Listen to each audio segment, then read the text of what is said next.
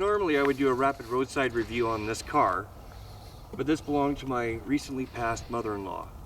So this is going to be my tribute to her and to her 2005 Ford 500.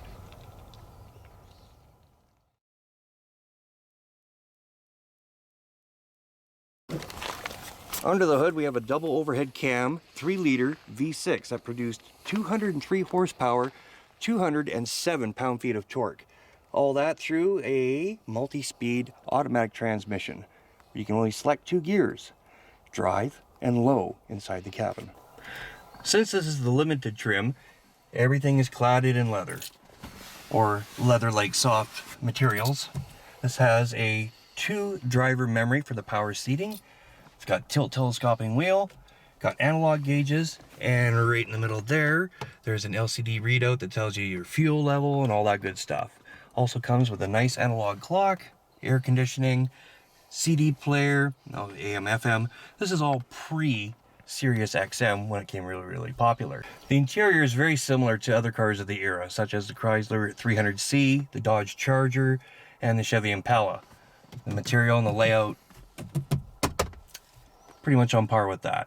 Also has a limited, has a sliding and powered sunroof, good comfortable seating, and as you can see, lots of headroom, even with it.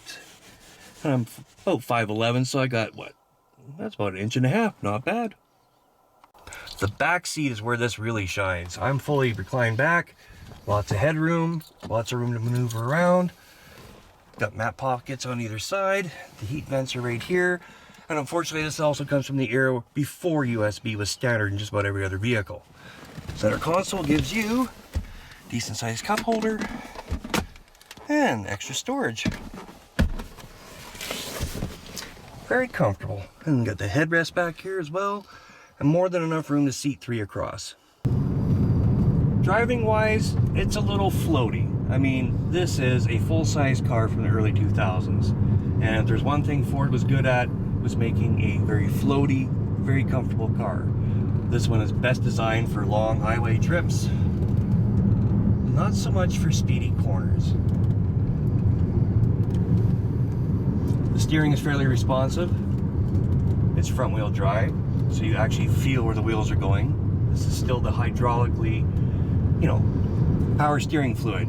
That's what drives it, not electronic assist. The power brakes are decent, but you're not going to stop in a hurry. This is a very large, heavy car.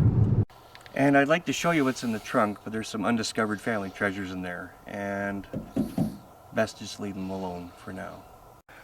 Even though we're just coming out of winter and coming into spring, we still are currently clad with winter tires, and these are coming in at 225/55 R18. For 2005, I think that's pretty big. So there's a brief overview of this particular 2005 Ford 500.